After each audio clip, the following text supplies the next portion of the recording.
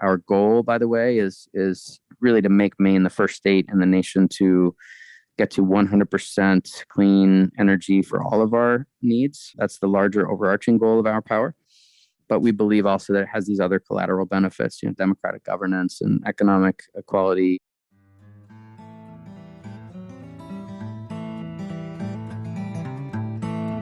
Welcome to a special series of the Institute for Local Self-Reliance's Local Energy Rules podcast, focused on public power, utility companies owned by the cities they serve.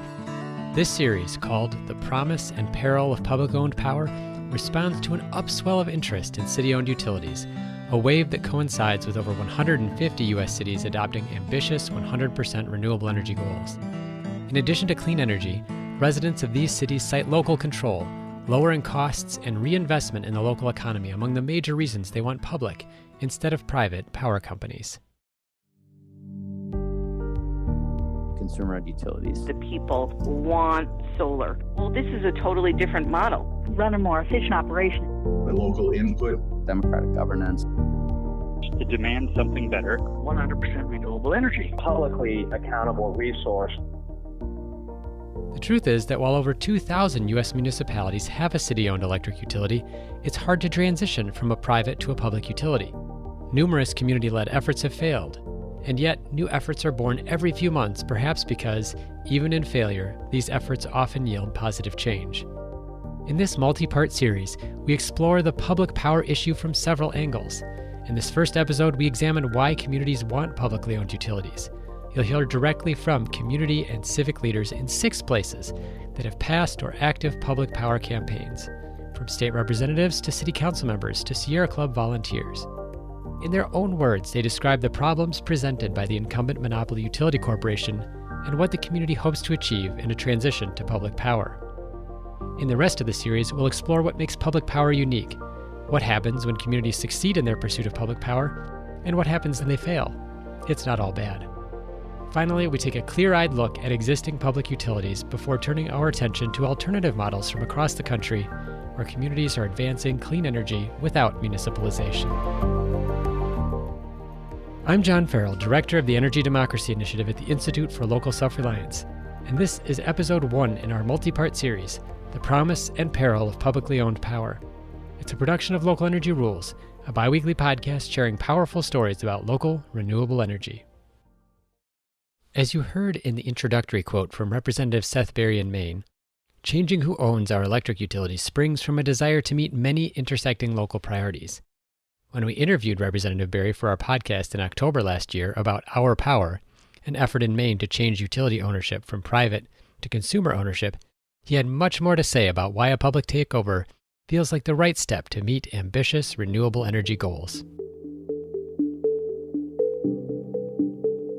If you look at the 6 communities in the nation that arrived at 100% renewable electricity first, those 6 places were all served by consumer-owned utilities. I can name them for you: Georgetown, Texas; Greensburg, Kansas; Burlington, Vermont; Aspen, Colorado; Kodiak, Alaska; and Rockport, Missouri. 4 of those, by the way, conservative areas, conservative communities that got to 100% renewable electricity first. And you know what, John, this is going to blow your mind. All 6 of those are served by consumer-owned utilities, all 6. And what are the chances of that? As I mentioned, COUs only serve 1 in 3 Americans, right? So the chances are pretty astronomical that all 6 of the first communities to get to 100% would be consumer-owned utilities. But there it is. Those 6 were the first. All of them before 2016, by the way, before Trump was even elected. And look at large utilities. Look at the nation's leading large utility in the race to 100% renewables. It's SMUD. It's the Sacramento Municipal Utility District. And don't you love that name, SMUD? It just has a ring to it. SMUD has 7 elected board members. It has a pretty large catchment area, 1.5 million customers, many of them in rural parts, outside of Sacramento, a couple different counties. They're going to get to 100% renewables by 2030. And this isn't a goal. This isn't aspirational. They have a plan. They're actually clear that they will get there. And that is the kind of game-changing leadership that we need. Almost all communities that have been pursuing public power in the past decade share the Our Power aim of a rapid transition to renewable energy, as well as other values like Representative Berry mentioned. Values like democratic governance and economic equality, more local self-determination, lower costs, and local jobs. In Boulder, Colorado, home to a University of Colorado campus and the National Renewable Energy Laboratory, the community has a compelling mix of youthful activism and technical credibility. The citizen-led effort in Boulder is probably the most famous of public power campaigns, as it has lasted more than a decade since the first successful municipal power referendum. When we interviewed Mayor Susan Osborne in the early days of the campaign in 2013, she had this to say about why Boulder went all in on public power. We had already adopted a climate action plan. We had a number of city programs, both in city buildings and in supporting efforts that businesses and individuals might take to reduce energy use in their homes and businesses. We had adopted the Kyoto Protocol and began doing the metrics as good as we could do to track our reduction in carbon. Our electricity provider is Xcel Energy, as I think it is in Minneapolis as well. We were looking at a renewal of our franchise agreement, something that only comes along every 20 years. In Colorado, Xcel's electricity supply is predominantly coal, and over the strong objections of our most active citizens, Xcel went ahead and commissioned a brand new large coal-burning plant in southern Colorado just a couple of years ago. So there was a feeling that this was a company that didn't share our values and was heading in a different direction. In earlier years, there was the thought that we could perhaps, by getting out of an investor-owned utility, run a more efficient operation and have lower costs for our electrical energy. Leverage was on the mind of Stephen Fenberg, at the time an organizer with New Era, Colorado, and now a state senator representing Boulder, when we spoke in 2014. Communities should have leverage to be able to get what they're asking for. At the end of the day, they're the customer. And if they're being provided a product that's not in line with their values, they should be able to have the leverage to demand something better. And if the energy company doesn't provide it, then they should be able to have the leverage to municipalize. Back to the interview with Boulder Mayor Susan Osborne, I want to share a summary I provided in that episode of the city's early study of the potential impacts of municipalization, taken from a story in the local newspaper, the Boulder Daily Camera. The story noted that the study had 5 key takeaways. 1, that a municipal utility could offer lower rates. 2, over a 20-year time frame, a municipal utility could maintain or exceed current levels of reliability. 3, a city-owned utility could reduce greenhouse gas emissions by more than 50% from current levels and exceed the Kyoto goals within the first year. 4, the municipal utility could get 54% or more of its power from renewable resources. And 5, that it would essentially create a model public utility, allowing for innovation on everything from energy efficiency to customer service. This last point was an important finding for Ken Riegelson, a local Boulder activist and energy expert. He was often involved in the modeling work that showed the potential benefits of Boulder's public power takeover. During our conversation in early 2014, he explained that the efforts in Boulder were intended to inspire others as well. But the more that we did that could be followed by others, the better off we would be in terms of what the world needs, which is a very fast switch to renewable energy. So we consciously documented as we went all of the parts of this. If you can tell a good enough story, not just the technical story, but you also have to tell the story of how a city can run a utility and do very well at it. Most cities run their own water utilities and do extremely well. Why is an electric utility any different? State Senator Stephen Fenberg, whom we played a clip from earlier, also felt like pursuing public power would allow the community's efforts to set a positive example. In a lot of ways, people feel like their hands are tied on a local level. And so people were excited, and it gave them hope that there actually are things you can do on a local level that can have a big impact, not only for your community, but could set an example for other communities as well. One of those other communities is Santa Fe, New Mexico, described by some as ground zero for the best solar energy resource in the country. For years, the incumbent investor-owned electric utility, Public Service Company of New Mexico, refused to invest in solar. Mariel Nanasi of New Energy Economy explained the frustration when we spoke previously for episodes of the Local Energy Rules podcast in 2014 and 2016. We have abundant solar and wind resources in New Mexico, and the monopoly, the electric monopoly, has failed to take advantage of that. We asked people about what their preference is, and what we found out exceeded what we thought, which was that 89% of the people want solar. And what was really amazing about it is it cut across party, it cut across ethnicity, it cut across age. So the reason why we are investigating alternatives to this current institutionalized system that really has not served the needs of the people is because it's not aligned with our values. And it's not aligned with what we know we have to do, both in terms of the environment and climate, health, but also the economy. Mariel was emphatic that public power was about more than clean energy and environmental justice. It was about addressing the shortcomings of a monopoly market structure and recapturing wealth that was leaving the community. It's kind of un-American to have monopolies. And so while some people could make the argument that that was a positive thing in 1950 to have, I mean, we didn't really know better. We have centralized energy productions and then wires coming sometimes 300 miles to people's homes.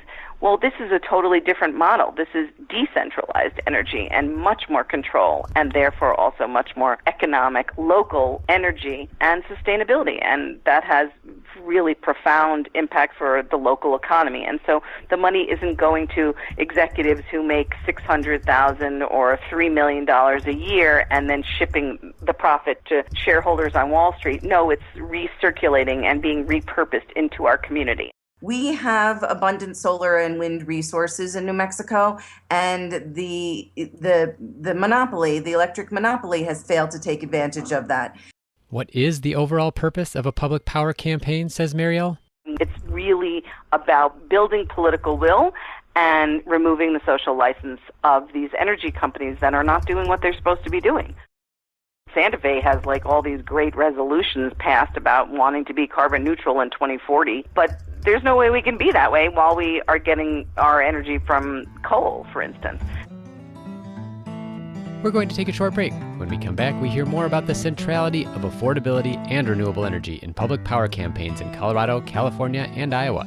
You're listening to a Local Energy Rules podcast, part of our multi-part series, The Promise and Peril of Public-Owned Power. Hey, thanks for listening to Local Energy Rules. If you've made it this far, you're obviously a fan, and we could use your help for just 2 minutes. As you've probably noticed, we don't have any corporate sponsors or ads for any of our podcasts. The reason is that our mission at ILSR is to reinvigorate democracy by decentralizing economic power. Instead, we rely on you, our listeners. Your donations not only underwrite this podcast, but also help us produce all of the research and resources that we make available on our website and all of the technical assistance we provide to grassroots organizations. Every year, ILSR's small staff helps hundreds of communities challenge monopoly power directly and rebuild their local economies. So please take a minute and go to ilsr.org and click on the donate button. And if making a donation isn't something you can do, please consider helping us in other ways. You can help other folks find this podcast by telling them about it, or by giving it a review on iTunes, Stitcher, or wherever you get your podcasts. The more ratings from listeners like you, the more folks can find this podcast and ILSR's other podcasts, Community Broadband Bits, and Building Local Power. Thanks again for listening. Now, back to the program. I want to pause and recognize one theme that's already emerging. In New Mexico and Colorado, public power advocates noted that the incumbent utility didn't share the community's values, reflected in its continued investment in resources that benefited shareholders but not the community.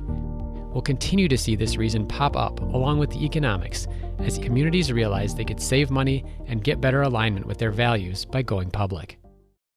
The economics, or the opportunity to save money, has been a major motivation for Pueblo, a community of just over 100,000 in south central Colorado. City Council member Larry Atencio joined me for a Local Energy Rules episode in 2018, and he focused squarely on high electricity costs for his constituents. I am a Pueblo City Councilman, and I represent District 2, which is made up of mostly low to moderate income individuals. And my thinking was they're having a hard time with their electricity bills, and their energy costs are sky high. We have the highest electricity costs in the state of Colorado, here in Pueblo, Colorado. And my thinking was, how do we relieve some of the pressure financially on low to moderate income people? And getting together with the Sierra Club and with other environmental groups, we talked about 100% renewable energy. And I thought that is going to be a great way to reduce energy costs, not only for my constituents, but for the city as a whole. It came about when Black Hills took over. They built this new gas-fired power plant outside of the city of Pueblo because they are the only electric provider for the city of Pueblo. So they literally had to build their own power plant to serve the city. Now, the Public Utility Commission, of course, gave them permission to recoup all of their costs, and that is what led to the high electricity bills for everyone. Larry shared how the city began exploring public power as an option to alleviate high energy costs. Yeah, the city of Pueblo, we put together a electric utility commission to see whether it would be feasible for the city of Pueblo to municipalize. I'm co-chair of that committee, and we are looking into each and every possible combination or option that we could use to bring those electricity costs down for our residents and for industry too, by the way. 2 years later, I spoke with Jamie Valdez, a volunteer with the Pueblo Sierra Club chapter, about the progress of the municipalization campaign. Jamie suggested that the effort was definitely about costs, as the city pays 35 to 40% more than the state or national average for electricity, but that there were also broader issues in the public power campaign. We felt that we wanted some local accountability. We also felt like we wanted local control, the local input into those policies and things like that, and the rates and things. And so we felt like by municipalizing, that would give us that opportunity to kind of have self-determination when it comes to our community's electric needs. This investor-owned utility, this investor-owned model of a utility it's an extractive model. They are extracting very high profits, very exorbitant profits from our already low-income community, and we're paying higher rates than the state average or the national average. Imagine the good that those revenues could do Pueblo if they were redistributed amongst our community through the utility paying their employees and those employees then spending their money locally, et cetera. Imagine the good that could do our community if those funds, those revenues were redistributed into our own local economy. Renewable energy was a common theme between Larry and Jamie's account of the Pueblo public power campaign, and Jamie noted that the incumbent utility wasn't very keen on renewable energy, especially if customers owned it. Black Hills Energy has shown a reluctance to make move towards renewable energy. And more than that, they've shown they seem to almost have a disdain for renewable owners, folks who have rooftop solar and things like that. They've pushed for very unfair net metering policies that would target those folks that do have rooftop solar with extra charges and things like that, which would really negate the benefits of them having rooftop solar. Beyond that, they just recently built the Pueblo Airport Generation Station. It's a fairly new generation station, and it's a natural gas station. And so their incentive is to stick with natural gas so that they can get all the profits they can out of that capital construction project. The Pueblo campaign isn't over, despite a ballot box setback in 2020. As we'll explore in later episodes in the series, public power campaigns face stiff competition from incumbent utilities who spend millions of dollars on advertising campaigns designed to dissuade voters from picking public power. Even communities that pursue options besides municipal power have many of the same motivations as other public power advocates. In California, as in 8 other states, you can see the full list on ILSR's Community Power Map, cities actually have a lighter lift alternative to municipalization called Community Choice Energy.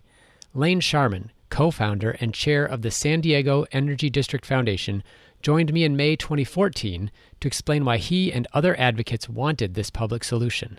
While San Diego has this municipalization light opportunity, the rationale for public management sounds an awful lot like the justification for public power campaigns in Colorado, New Mexico, and in Maine.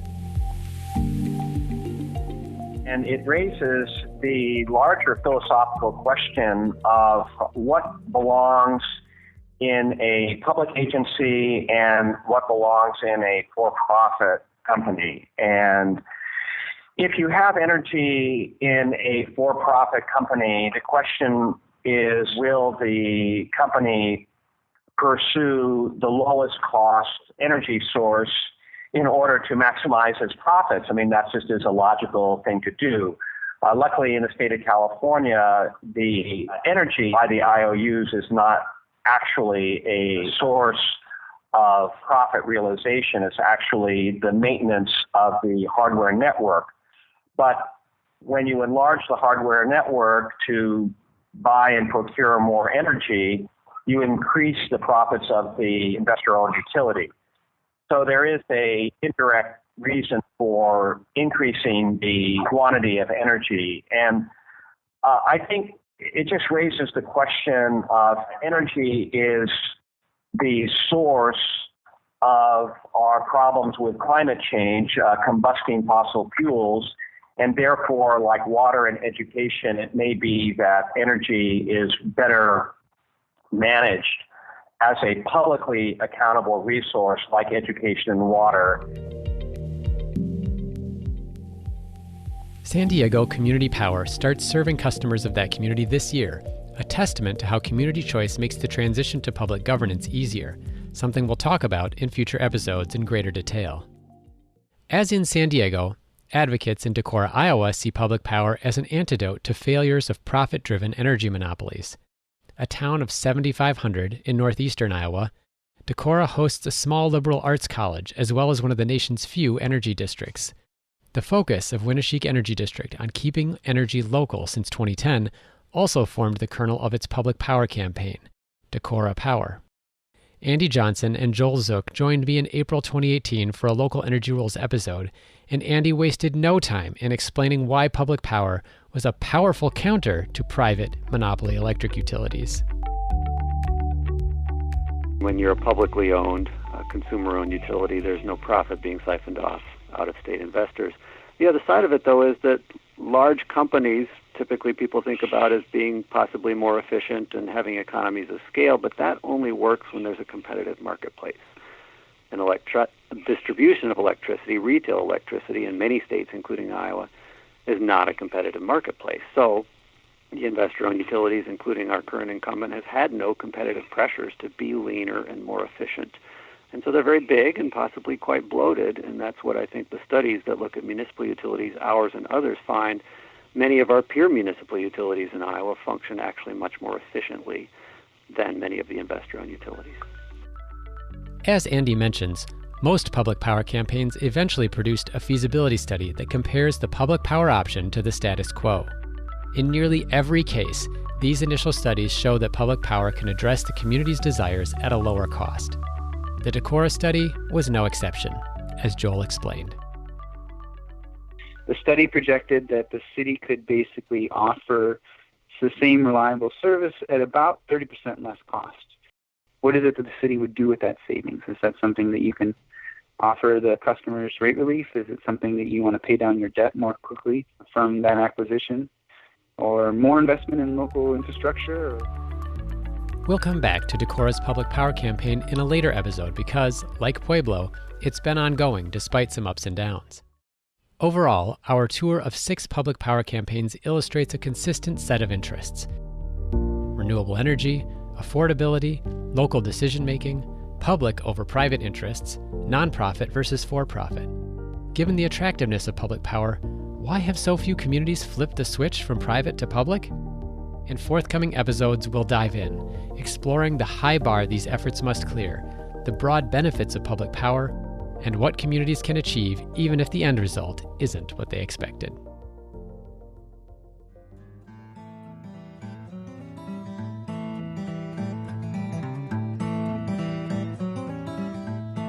Thank you so much for listening to this episode of Local Energy Rules, the first in our multi-part series, The Promise and Peril of Public-Owned Power. Although we shared samples from 6 campaigns, there are several more that are examining public power, from Chicago to Washington, D.C. to Ann Arbor, Michigan. You can learn more about these other community campaigns in an ILSR article titled Spreading Like Wildfire, published in March 2020. On the show page, look for links to the full-length podcast interviews with leaders from each of the 6 communities we featured, as well as additional ILSR resources on public power and municipal utilities. On the website of the Institute for Local Self-Reliance, you can also find every existing city-owned municipal utility on our community power map. Our next episode in the Public Power series in 2 weeks features highlights of the benefits of public power. Ursula Shriver, Vice President of Strategic Member Engagement and Education at the American Public Power Association, discusses the lower costs, better reliability, and the benefit of local accountability in city-owned utilities. We also visit with leaders from several cities with public utilities, 2 of which already source their electricity from 100% renewable resources. Local Energy Rules is produced by me and Maria McCoy, with editing and sound production by audio engineer Drew Berschbach. Tune back into Local Energy Rules every 2 weeks to hear more powerful stories of communities taking on concentrated power to transform the energy system. Until next time, keep your energy local, and thanks for listening.